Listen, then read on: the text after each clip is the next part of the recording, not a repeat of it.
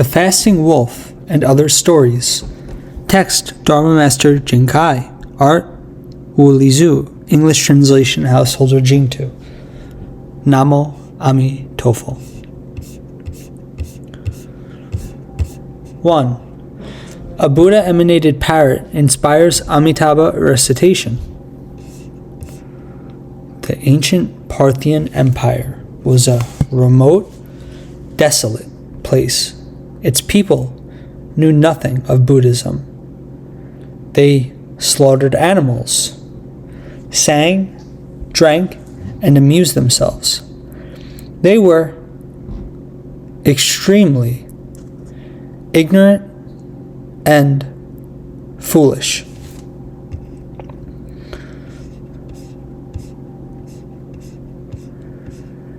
One day, a parrot flew over and settled atop a neighbor's house. Its feathers were golden hued, mixed with blue, green, and white. It dazzled passers-by and attracted their attention. Hi. Hi. Oh my, exclaimed one. There are such parrots in the world. The onlookers heard the bird speak the Parthian language and started to have animated conversations with it. Someone held up coarse grains to feed the parrot, but it flapped its wings and flew away, saying, "You recite Namo Amitabha Buddha. That's my food. Namo Amituofo, Namo Amituofo, Namo Amituofo, Namo Amituofo." Everyone chanted Namo Amitabha Buddha with abandon. Each recitation of the Buddha's name resembled a multicolored cloud, lifting up and lowering the parrot. It became more full-bodied, and its golden feathers grew more and more brilliant. Suddenly, the bird flapped its wings, pointed westward, and said, "There's a land of abundance, with lotus flowers, ponds, and tall trees everywhere. Do you want to go see it?" The assembled people chanted Amitabha's name joyfully and sat on the parrot's back. They rose into the sky, soaring higher and higher, until they entered the clouds. In a beam of golden light, they disappeared over the western horizon.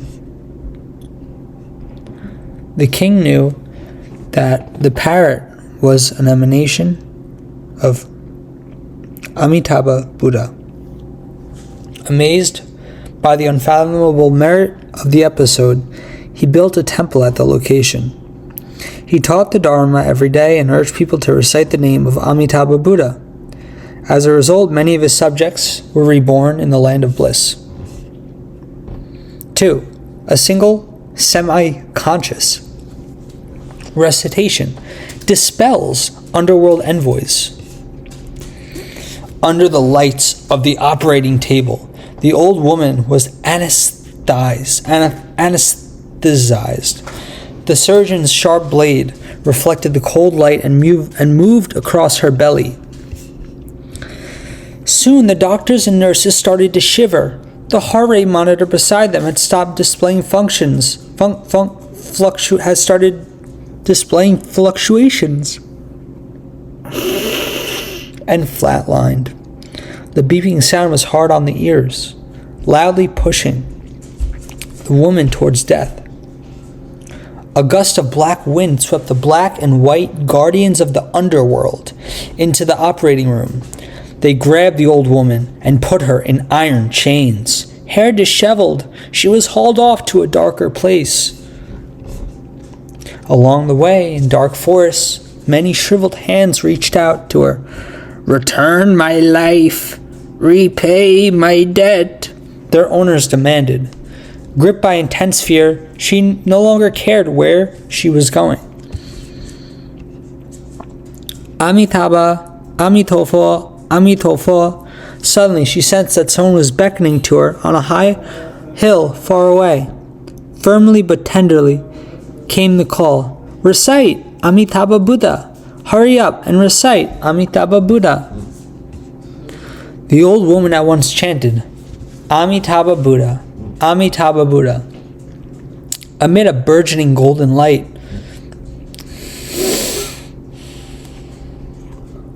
the iron chains, underworld guardians, karmic creditors, and enemies all disappeared. Ah, gasped the old woman as she began breathing again. She opened her eyes. She was on a mobile bed in a corridor that led to the dreaded mortuary. It turned out that the compassionate advice just now had been shouted out by the woman's niece, a nun, who was standing by the sickbed. It was her exclamation, Namo Amitabha Buddha, that allowed the patient miraculously to return to the human world. The name Namo Amitabha Buddha is a treasure ship of light. Invariably, it transforms fear into great peace. 3. The 6-character tablet eliminates traffic accidents. Medical workers hurried to lift the injured onto the ambulance. To the side lay the smashed hulk of a car. What happened? Passing onlookers wondered as they saw an entire row of trees splintered in half by the roadside. They covered their mouths, unable to speak.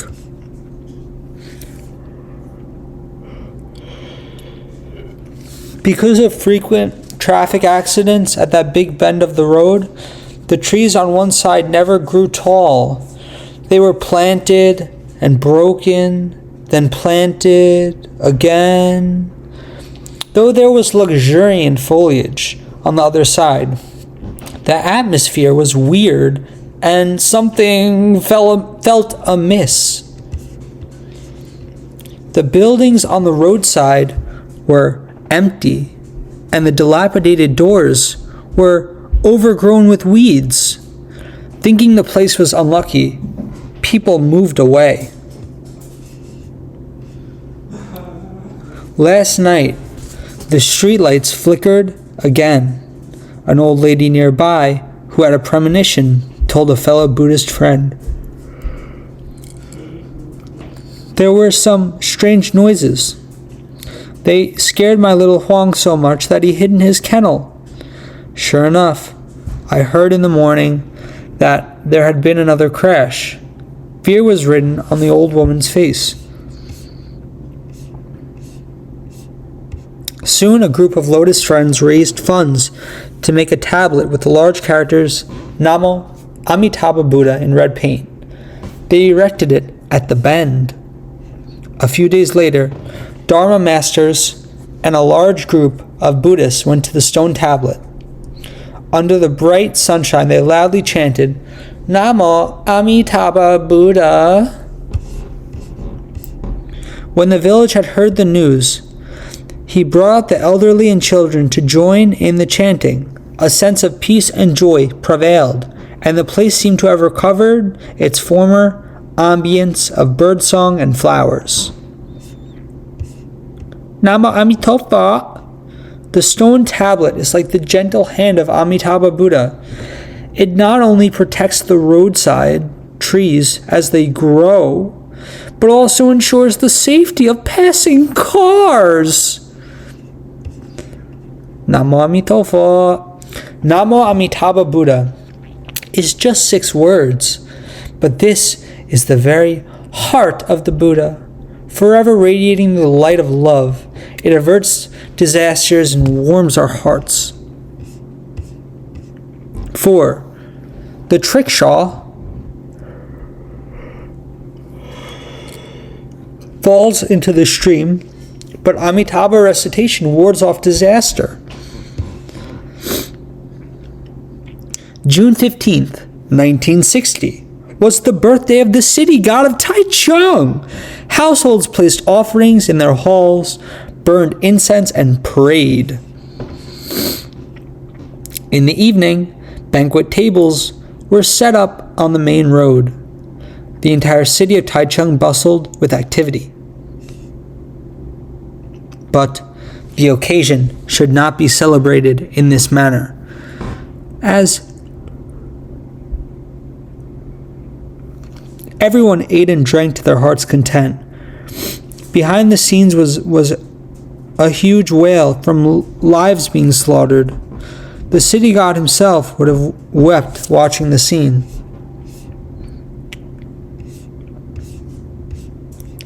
Late at night, a trishaw driver who had just attended a banquet was happily pedaling his pregnant wife Ai and their 2 children. They were on their way back to Wufang. The moonlight was bright, and a breeze was stirring gently. What a comfortable night! But in the back seat, Ai suddenly felt a shadow in her heart.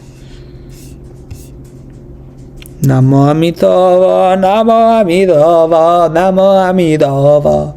Just then, the moon was hidden behind dark clouds, and the Kaohu bridge ahead was pitch black. Ai felt very uneasy and quickly recited the sacred name, Namo Amitabha Buddha. What happened next was frightening. It was the middle of the night, and there was no one else on the bridge, but it seemed like someone was pulling on the back of the trishaw and trying to push its passengers off the bridge. Ai's husband grabbed the handles and clenched his teeth. His eyes bulged. In the end, he was unable to prevail and was pushed over the railing.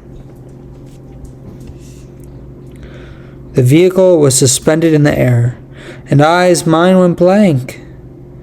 She could only hear herself shouting, "Amitabha Buddha, please deliver us to the Western Pure Land." Namo Amituofo, Namo Amituofo, Namo Amituofo. The moment she cried out, the trishaw fell to the bottom of the stream. However, the vehicle's body was very stable, neither tilting nor shaking. The adults and children just sat there in shock.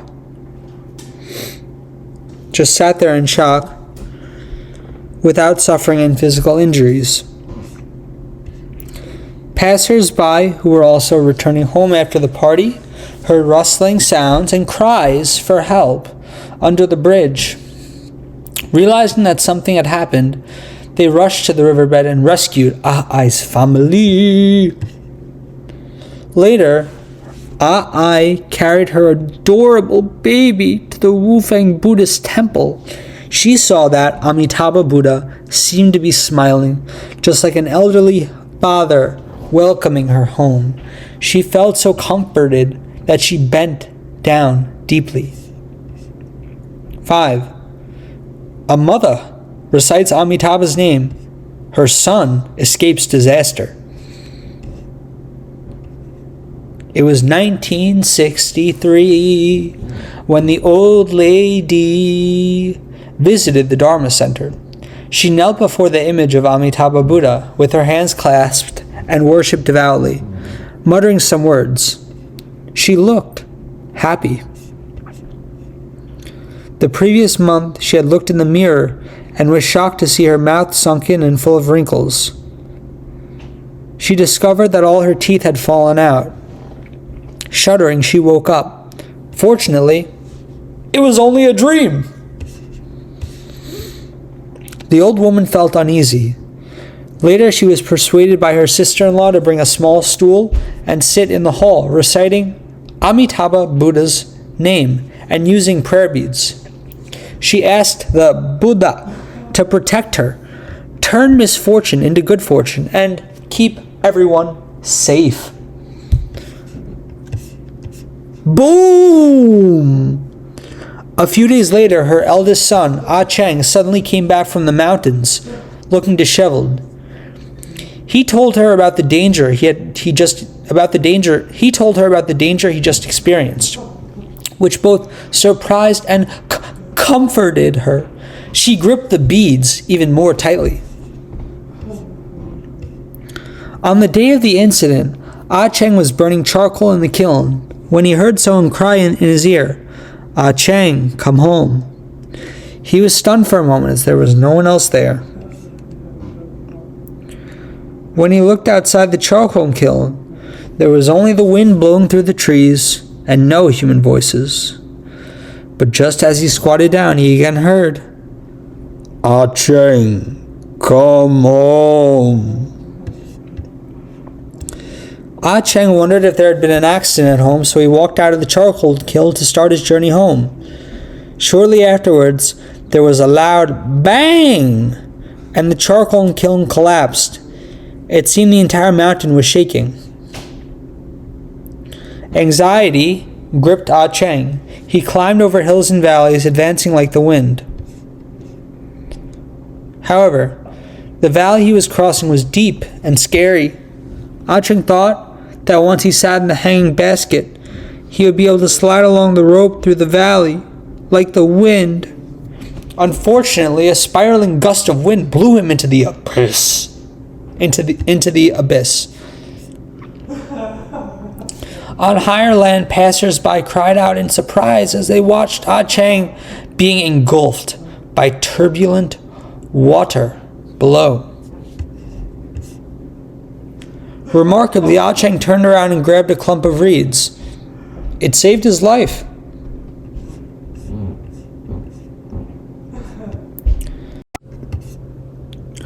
Recalling how her eldest son had escaped danger, the old lady at the Dharma Center was so happy that she made many extra recitations of Amitabha's name.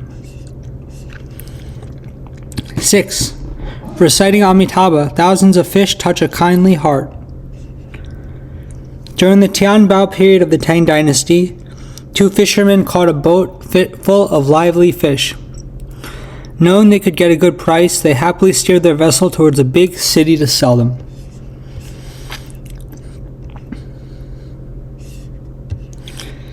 On the way, one of the fishermen stopped by the shore to do some business. But when he returned, all the fish in the boat were gone. He angrily questioned his companion whether he had sold the fish and kept the money for himself.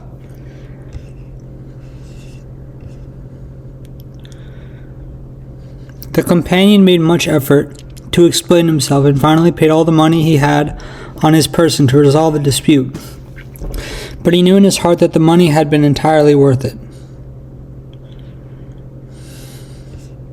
Namo Amituofo, Namo Amituofo, Namo Amituofo, Namo Amituofo, Namo Amituofo, Namo Amituofo, Namo Amituofo.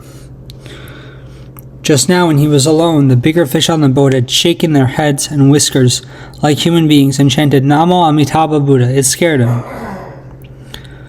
Namo Amitofo, Namo Amitofo, Namo Amitofo. For a moment, it seemed as if thousands of fish jumped out of the water, chanting Namo Amitabha Buddha loudly. The sound made his ears buzz as though he was going deaf.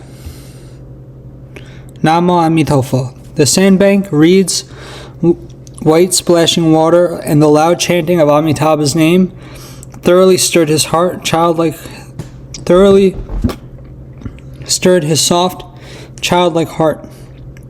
He released these poor fish and in the end liberated himself. Namo Amitofo, Namo Amitofo, Namo Amitofo, Namo Amitofo, Namo Amitofo. To his surprise, the fisherman next day found a bag of money in the reeds. The owner of the money specially wrote, "Repaying a kind-hearted person." The case truly illustrates that heaven rewards the kind-hearted. Foolish ox. 7. The Buddha. Wait. Please wait. The Buddha. Why do you want to die? You mustn't do such a foolish thing. The woman. Honored Shakyamuni, how can this be foolish? Since life is so painful, wouldn't it be easier to die? Please let me die. The Buddha. Before that, please listen to what I have to say. In a certain place there was an ox.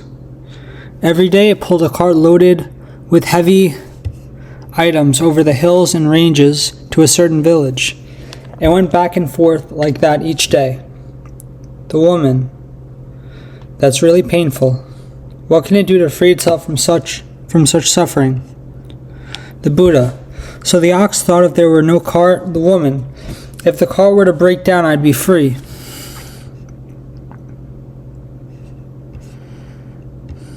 The owner of the ox, this animal is too violent. Next time, I must make a cart of steel that cannot be damaged. The ox, it's so heavy, it hurts so much. If I'd known this would happen, I wouldn't have destroyed the original cart. I wanted relief, but who would have thought the pain would become even greater?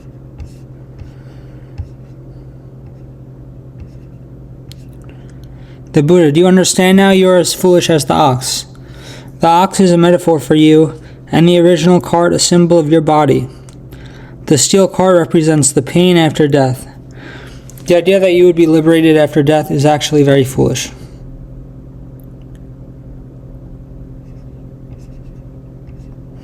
The woman, I understand. Respected Shakyamuni, please show me the way to true happiness. The Buddha urged dying disciples as well as ordinary people with good and evil to recite Namo Amitabha Buddha. Namo Amitabha Buddha. It would eliminate karmic obstructions and free them from all hindrances. They would leave the three domains of birth and death and be reborn in Amitabha's pure land. 8. The Fasting Wolf. At the entrance to the village, a wolf paced back and forth listlessly. Because it had been raining for days on end, the shepherds did not go out to herd their sheep. The wolf was so hungry it didn't know what to do. It was angry and depressed. This must be because I lack good fortune, grumbled the wolf, so it found a cave to hide in and vowed to observe the fast diligently. It closed its eyes and sat upright. May all living beings in the world be at peace and have a worry-free life, it said. It happened that Indra, the king of heaven, came down to the human world on a white elephant to observe good and evil. When he saw the wolf seemingly practicing in a serious manner, he suddenly had an idea and decided to test the wolf. The wolf, which was trying hard to suppress its hunger, first heard the bleating of sheep. Then it saw fat, white sheep in front of the cave. The wolf thought good fortune had arrived and in an instant forgot about fasting. It excitedly chased after them. Unexpectedly, when a sheep was about to be caught, it turned into a big dog with sharp teeth, barking wildly and dripping copiously. It chased after the wolf ferociously, almost killing it. Before the wolf could catch its breath, another sheep appeared and stopped at the entrance of the cave. It was lame, but the wolf had learned a lesson and made sure to look closely to see if the sheep was a dog. Sure enough, it had sheep's ears, horns, and hooves. Good, no problem then. But the wolf, which ran out happily thinking that he was about to eat tender meat, was deceived again. He was chased by the vicious dog and fled back with his tail between his legs. The wolf in the cave was so angry that it stamped his feet, but his stomach was growling with hunger, and he was unable to fast at all.